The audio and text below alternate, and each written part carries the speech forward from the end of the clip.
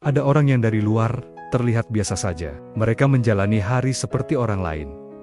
Berbicara seperlunya, tertawa seperlunya, dan jarang menunjukkan emosi yang mencolok. Namun suatu hari, sesuatu yang kecil terjadi.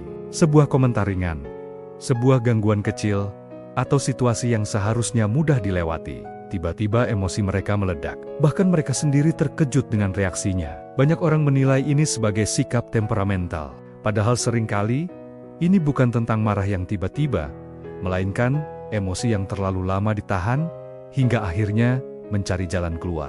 Emosi yang ditahan tidak pernah benar-benar menghilang. Dalam psikologi, emosi yang tidak diproses akan tetap hidup di dalam sistem tubuh. Ia tidak selalu muncul sebagai perasaan yang jelas, tetapi sering berpindah bentuk. Dari kata-kata yang tidak pernah diucapkan, ia berubah menjadi ketegangan di bahu. Dari kemarahan yang ditekan, ia berubah menjadi kelelahan. Dari kesedihan yang disimpan, ia berubah menjadi rasa hampa. Tubuh menyimpan apa yang tidak sempat disampaikan oleh pikiran. Sebagian orang menahan emosi karena mereka ingin terlihat kuat. Mereka belajar bahwa menunjukkan perasaan berarti membuka celah. Mereka tidak ingin dianggap lemah. Mereka tidak ingin merepotkan orang lain. Mereka tidak ingin suasana menjadi tidak nyaman. Maka ketika emosi muncul, mereka memilih diam. Dalam banyak budaya, diam sering dipandang sebagai tanda kedewasaan. Namun diam yang tidak disertai pemrosesan justru sering menjadi sumber masalah yang tidak terlihat. Ada perbedaan besar antara menahan dan memproses. Menahan berarti menekan perasaan agar tidak keluar. Memproses berarti memberi ruang pada perasaan untuk dikenali dan dipahami. Banyak orang mengira mereka sedang bersikap dewasa dengan menahan diri.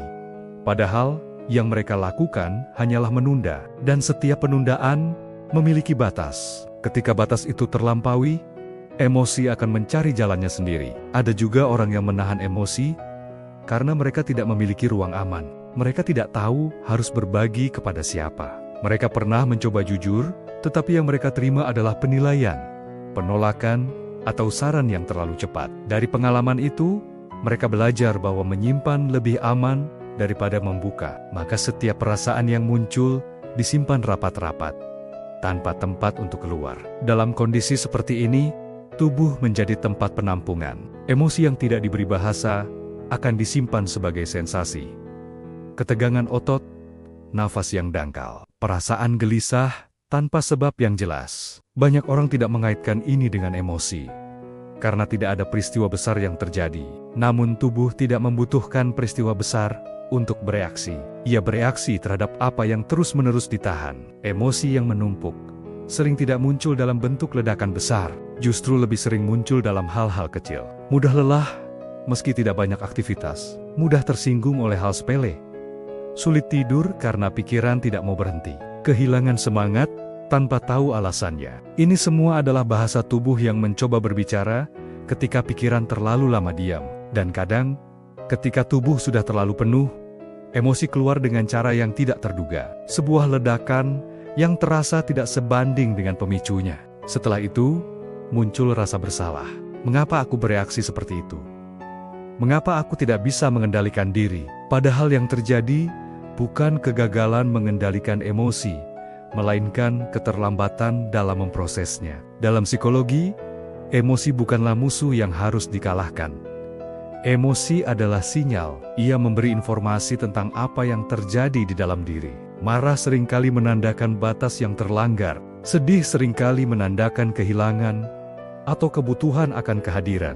Takut seringkali menandakan kebutuhan akan rasa aman. Ketika emosi diabaikan terlalu lama, sinyal itu menjadi semakin keras. Yang dibutuhkan bukan menjadi orang yang selalu menahan, tetapi menjadi orang yang mampu memproses. Memproses emosi tidak selalu berarti berbicara panjang lebar. Bagi sebagian orang, memproses bisa berarti menulis dengan jujur tanpa sensor.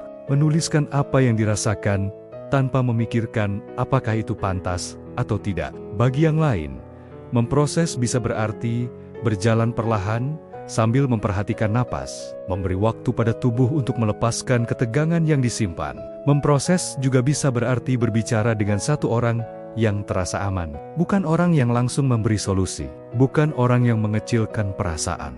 Tetapi orang yang mampu mendengar tanpa terburu-buru memperbaiki. Kadang, satu kalimat jujur seperti "aku sedang marah" atau "aku sedang sedih" sudah cukup untuk membuka ruang yang selama ini tertutup. Mengakui emosi bukan tanda kekalahan, mengakui emosi justru memberi arah. Ketika kamu tahu apa yang sedang kamu rasakan, kamu tidak lagi bereaksi secara otomatis. Kamu bisa berhenti sejenak dan memilih respon.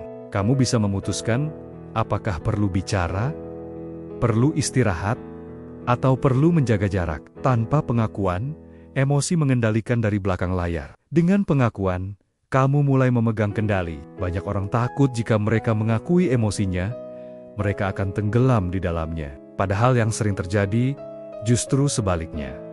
Emosi yang diakui cenderung melembut. Emosi yang diabaikan cenderung mengeras. Ketika perasaan diberi ruang, ia bergerak. Ketika ia bergerak, ia tidak lagi menumpuk. Jika kamu sering merasa meledak setelah lama diam, mungkin ini bukan karena kamu orang yang buruk atau tidak dewasa. Mungkin kamu hanya terlalu lama menahan tanpa pernah memberi ruang. Mungkin selama ini kamu lebih fokus menjaga ketenangan di luar, sampai lupa memperhatikan apa yang terjadi di dalam. Belajar memproses emosi adalah perjalanan. Tidak semua orang diajari caranya.